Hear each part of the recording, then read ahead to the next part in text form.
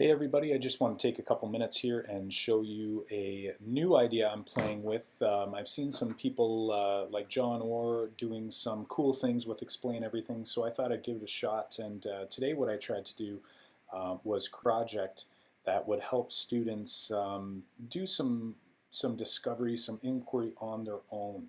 What you can see here on this screen, basically all I've done is I've taken a photo of a triangle, an isosceles triangle, and I'm asking the students to use the protractor on the screen. Basically, this is just a protractor I found on the internet. It looks like it's from mathisfun.com, and basically we're going to get the students to measure out the angles and see if they can pick up on any of the patterns that they see. And as they roll through this activity by going to the next slide, as you can see here, I'm giving them a little bit more to do. So since my students have never been in Explain Everything before, I'm just going to prompt them to actually record some of what they're going to explore here. So in this case, it says when I'm done, hit the record button and explain what you notice. So in this particular case, students would take the protractor, and I'm hoping that they'll pick up on the fact that both of these angles here will actually give us the same result, or the same angle measure, which is in this case 50 degrees. So I'm asking the students, once they figure this out, I want them to actually indicate what they've found on the screen. So in this case, we've got 50 degrees and another 50 degrees over here. And that's going to leave us with another 80 degrees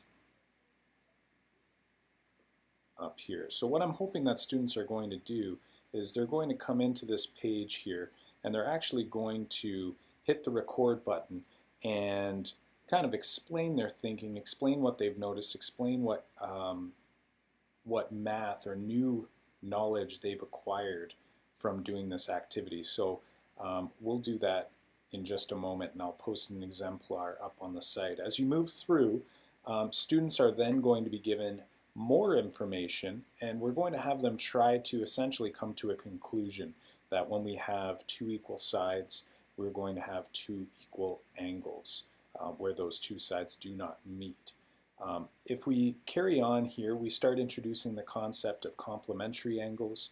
Again, students are encouraged to use the protractor, and then we try to challenge the students to determine the missing angles without the protractor and record their explanation.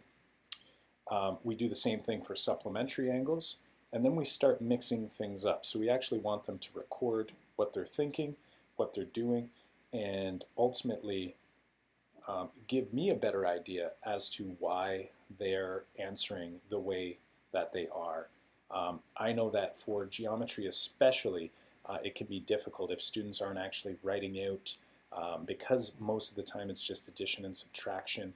A lot of times it's very difficult for the teacher, unless they're writing out those things, to understand whether the students are actually gaining an understanding, a deep understanding, or if they're just approximating or using maybe some flawed justifications. So I'm hoping that this will help with that.